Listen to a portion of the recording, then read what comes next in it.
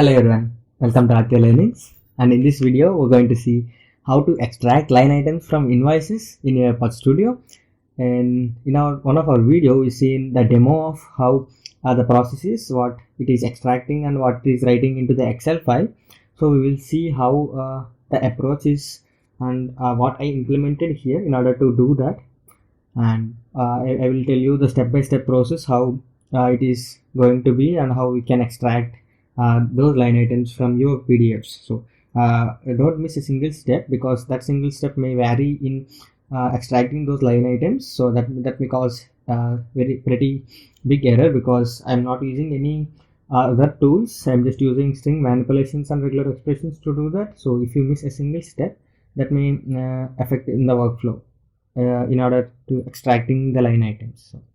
So first let me tell you the approach which I followed and what made me to do this, and on what basis I am actually extracting data and what's the idea behind it. And before going to that, if you haven't subscribed to our channel, please consider subscribing for more videos. And if you like this video, please give it a like. If you have any other doubts, do mention them in the comment section below. So first let me tell you what the approach that we're going to follow. And I was actually working on it from a few days now. We can actually, I already did a video where invoice to extract the invoice ID number and the other PO numbers from the invoice, but I was thinking of extracting the line item table into an Excel, and I was just thinking about the common areas where I can explore in this to extract the full line item instead of going for the document understanding or the AI.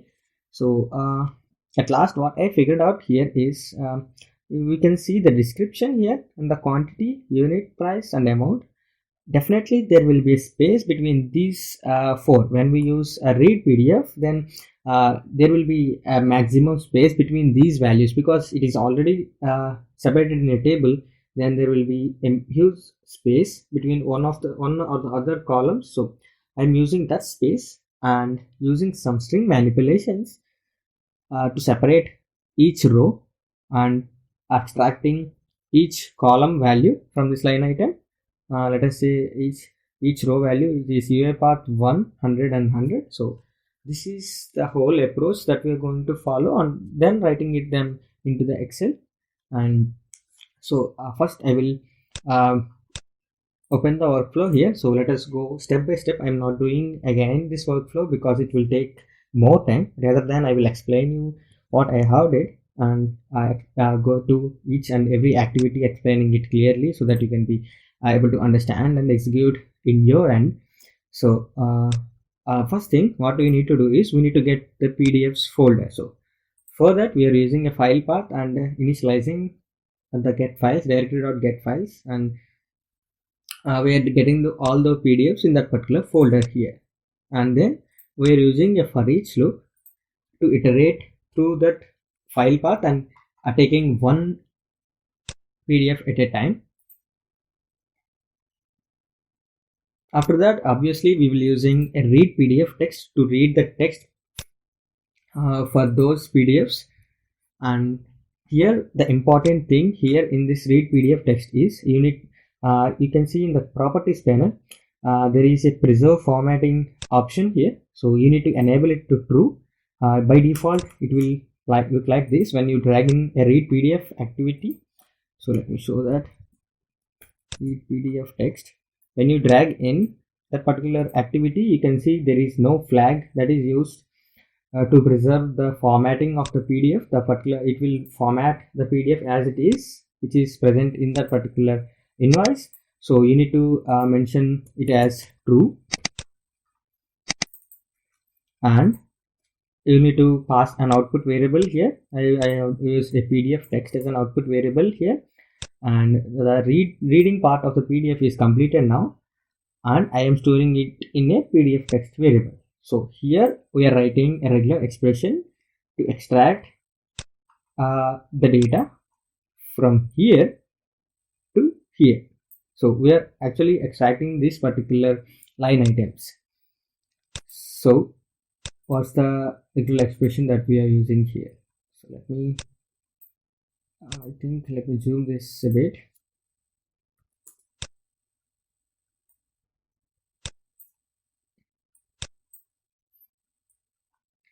So what is the regular expression that I'm using here? So you can see, let me increase this size as well.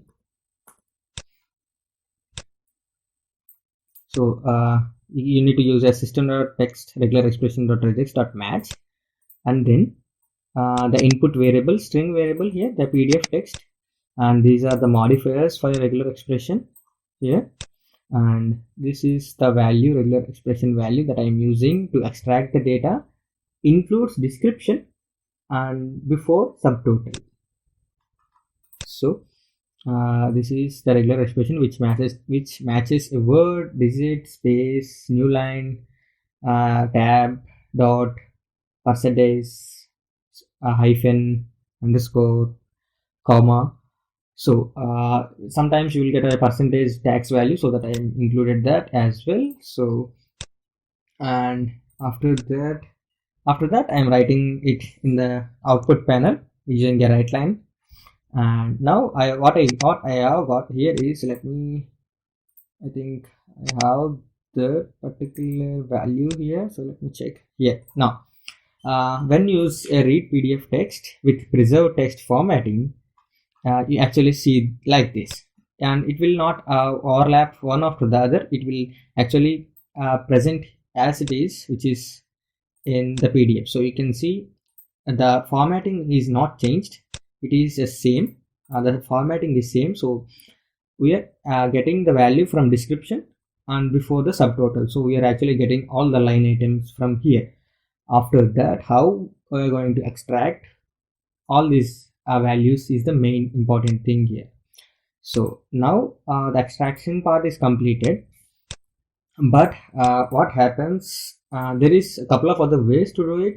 We can actually pass this string to generate data table activity, where it will take the text and then give out you a data table activity, data table output. So let me show you that first, and why I haven't chosen that particular activity to do this.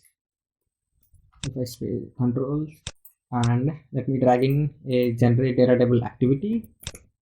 So I will tell you both why I haven't used that particular activity, because I have thought of implementing this with this particular generate data table activity, and I not found any useful scenario here. Because if I click on, when we input the sample input and click on preview, it actually shows you this screen where it is divided into a data table. It is pretty good when it will give you a good data table when you have 4 rows and the 4 rows contains only one word, and each one word, if I say if you take a serial number and a name, then it is 1, it is Aditya, 2 Hari, so it will give you an exact data table from there. But here sometimes we may have spaces, or sometimes we may have, or we may not have these two values here, so it will be a space. Then you can see here there is a space here, so the 400 actually come in here, and there is no 4 for us here. The 4 is here. It actually moved a bit further because of the spaces. So these are all the factors why I haven't included or used the generate data table here. And there are several options here, which is CSV formatting. I think it will take it as a single row, because here you can see it is other format, it is not coming out correctly. So this is the reason why I have used this generate data table activity to generate a data table from the line items. So we are clear on that. And then what is this replace? So what is the alternate for actually doing this and converting that into a data table? So what I have thought is, we have a space, a big number of space here, and a big number of space here, and we have several spaces here as well. So why can't we use a string manipulations here and replace all the spaces either with a special characters here, either a slash or a hyphen or some other thing which will be unique. So, and we can able to identify that at any time. So I thought of first capturing this space. Without including that space, I'm capturing these values.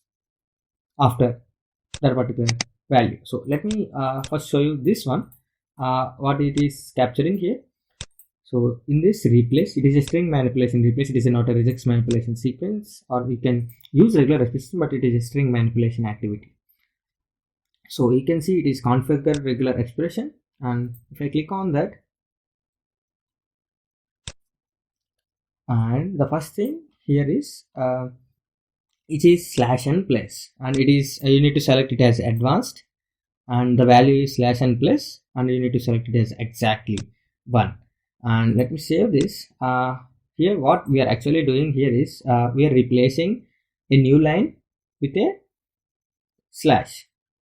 So what it actually doing here is, so I need to get each row separately.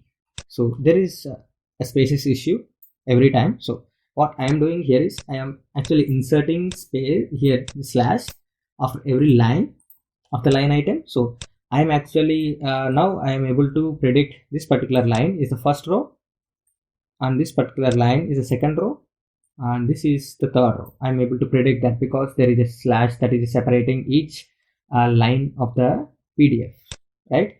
Now the result is stored in the line item, each line item. So I am considering that this particular row as a line item here.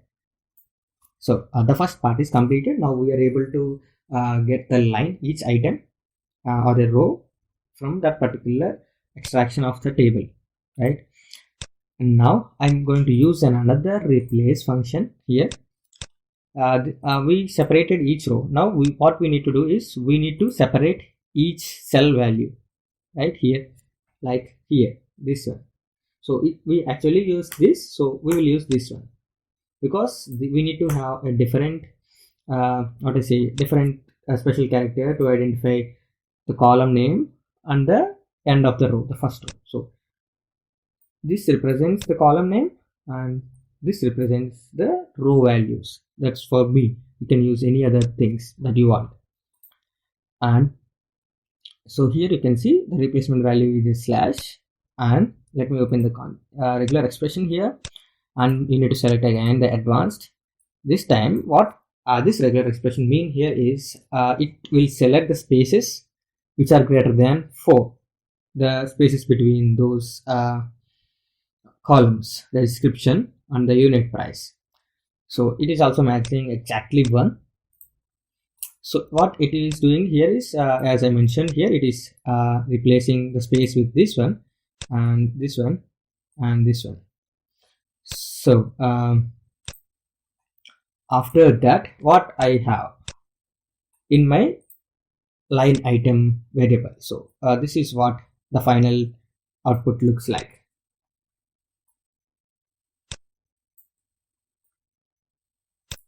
So this is how all these rows will combine and show me like this. So this is a pretty good. I differentiated each cell or each column with a slash, so I can easily figure it out what columns are.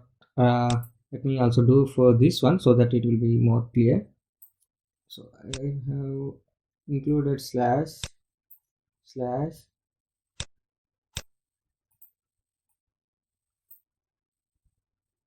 slash slash,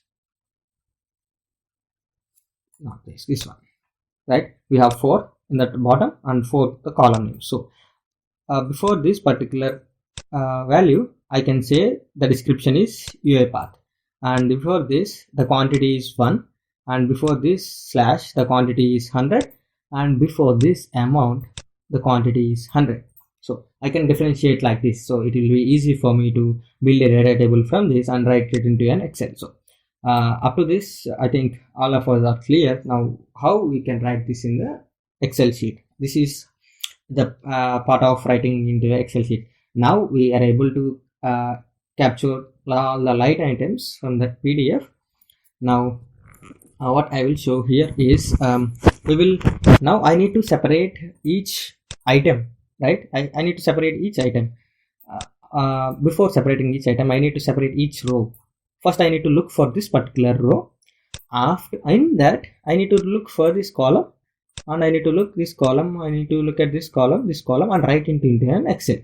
And after iterating it, I will come to this particular row, the next row, and I will look for this particular column, first column, and second column, third column, and fourth column. After that, I will come to third row. After that, I will look into the first, second, third, and fourth columns. After that, I will come to fifth row. That is the iteration of for each loop. So here we're going to split this entire table. Now we have a table here which is splitted with slashes. Now this is a different slash, right? Now I am splitting these rows with this particular slash here. So you can see here the line items is splitted with this particular slash. Now I will get each row from this. I am going to iterate that each row with a for each using each line item here, and so now we iterated each row. In some cases, the values will be empty, right? If I have only 2 here, 3, 4, 5, 6, these 4 columns are empty, and it was a waste of execution time for us. So we are actually neglecting that rows and only taking the values which contain the values. So I am using an if condition here to see that particular row length is greater than 10 or not. If all the elements are present, then definitely the row length will be greater than 10. So I'm considering that as a sequence here, and I'm telling it as greater if that is a greater than 10. And finally, I'm using the final line items here in order to extract single column name like description, unit price, and amount. So I'm using this slash. Now I'm again splitting that particular row into my another array of strings. So now I need to iterate again that particular array of strings. Inside this, we will talk about this after completing this for each. So that is a looping variable. I will talk about that. And now in this final items, we have the description here, this one, description, quantity, unit price, and amount as an array of strings, which description, quantity, unit price, and amount are the values of that array of string. Now what I need to write is I need to write that particular item name into the column. So let me open the Excel, so that will be, I think, more clear now.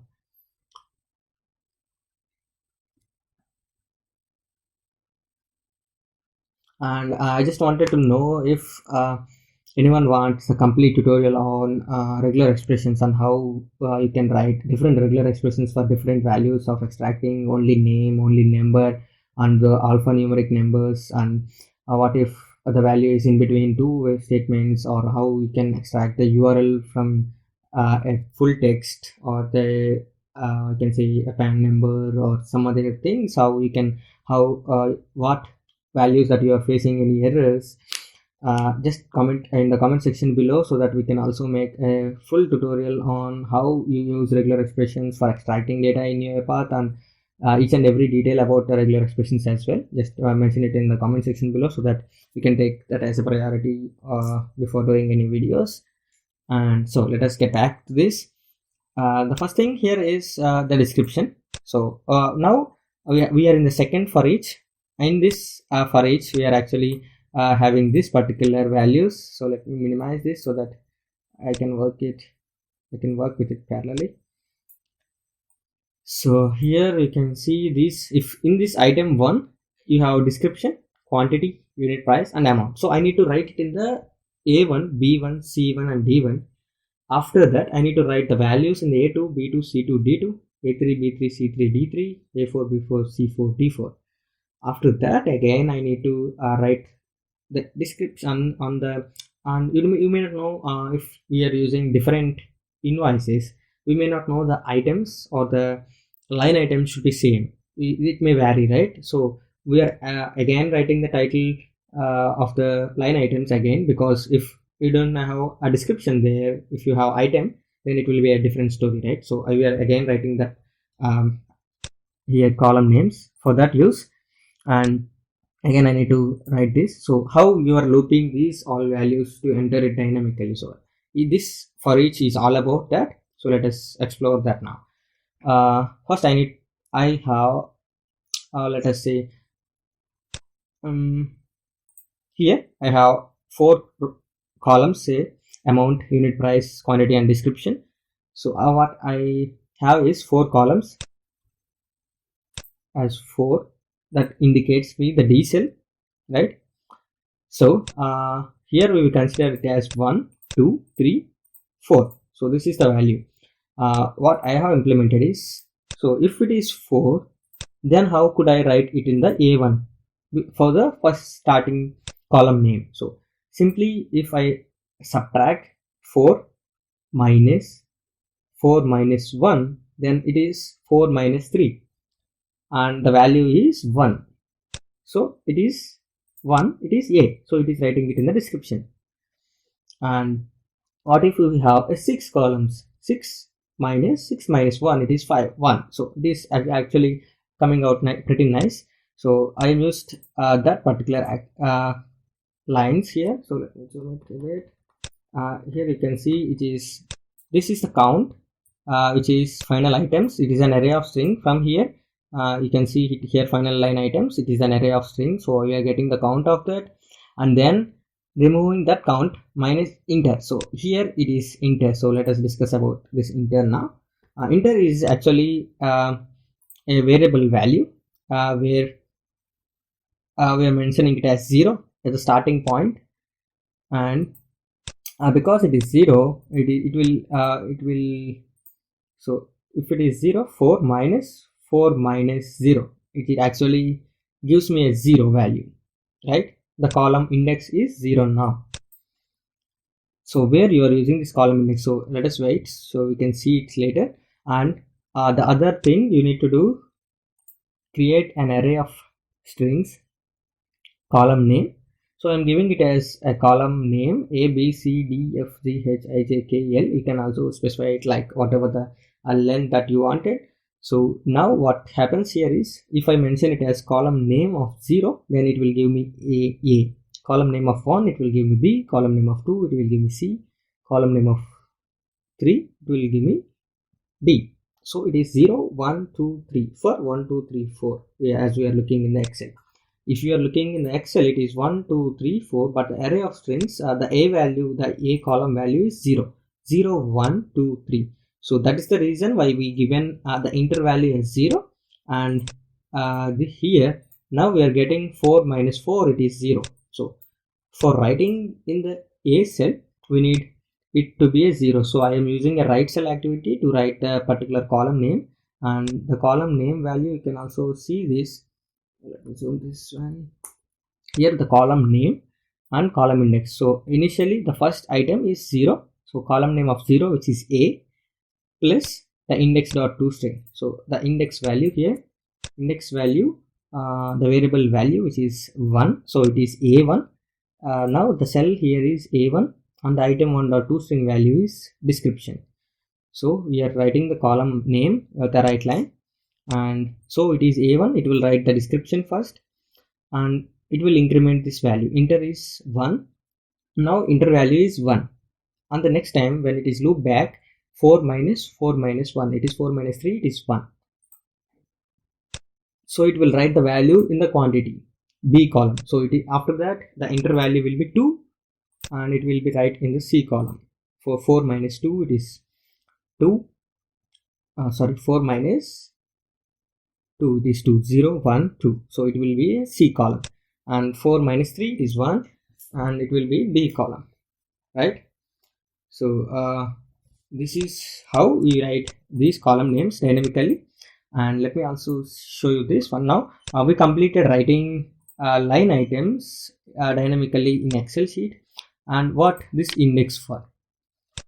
This index is for this for each, where we get the row names, the row values here. Now we iterated only this one. So we iterated for this, and then we are separating description, quantity, unit price and amount. So we need to get to this row as well, right? For second row, it is index is for that row, and the index is useful for what I will show you here. to increment the value of index value, right? And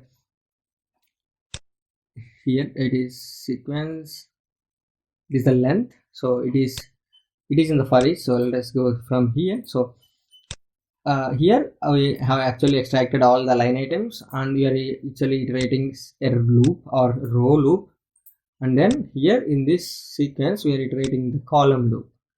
So here it is writing all the values, and then it is incrementing the index value to 2, and it is splitting again that particular row into separate columns, and it is initializing the enter value as 0, because every time it need to write if it is a1, b1, c1 and d1, it doesn't not will not allow it to go to e1 again, because it is no point writing there in the line item. It need to write in the bottom of that particular column name. So again we are initiating to it to 0, because it will come here a2, now it is 2, and it is b2, and it is c2, and it is d2, and that is how we return here. If after that the cell value here is index value is initially 1, so it is written in a1. After the second loop, it will, the index value will be 2, it will write in the a2, it will write in the a3, a4, a5, a6 and so on until the line item is present. And this is pretty much on how I actually performed and written all these values here. So let me run this again and see how it is going to extract. So let me save this, and for our reference, so I will drag in some message boxes to see the values here, and I will place a message box here.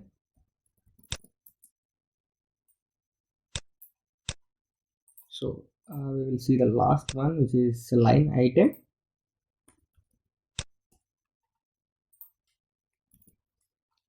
and here as well.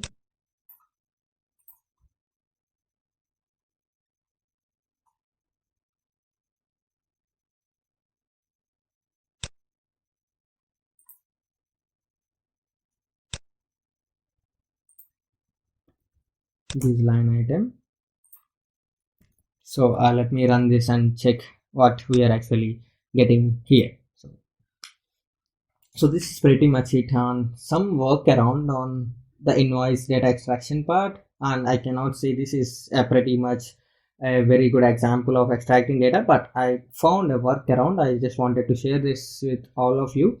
So we can see this is the data that I am retrieving from the invoice, where I am actually placing a slash after that every row. Here you can see it is amount, after that it is 100, after that 400, after that 900, and it is placing some after the zeros as well. So I am actually removing these zeros by using the length condition. So it is not a length of 10, so it is removing those rows, and it is excluding those rows by a bigger part.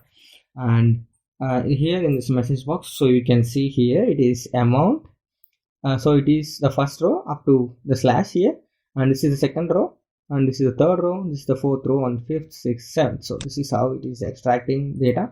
Now it is, you can see here in the output panel, you can see a1, b1, c1, d1, and then a2, b2, c2, d2, a3, b3, c3. It is actually writing all the data. It completed the first invoice data values. So this is how the second one looks like, and this is how we actually separated with the string manipulations, using string manipulations. And so you can see 6, 5, 6, 7, 8, 9, 10, 11. So the first one is 3, and then the second one is 6. So the third one is again 3. So let me click on OK, and you can see these rows which using string manipulation, and you can see 8, 12, 13, 14, 15, and that's it. It actually completed. Now let us check this invoice, as I already deleted the old one. And here you can see these values, the description, here the column names and the column line item values, and this is how I just worked around on this and playing with this, and that's it. And I think this is a pretty long video, and I think you must got an overview on how you can actually do this process in your end. And if you like this video, please give it a like. If you haven't subscribed to our channel, please consider subscribing for more videos. And I also wanted to know how many of you want a clear overview of regular expressions and the complete tutorials on how to do these manipulations and the real-time challenges that we usually face when we are doing this kind of regular expression matching, the string matching and all. So just mention it in the comment section so that I can make a note of it. And that's it for this video, and thanks for watching.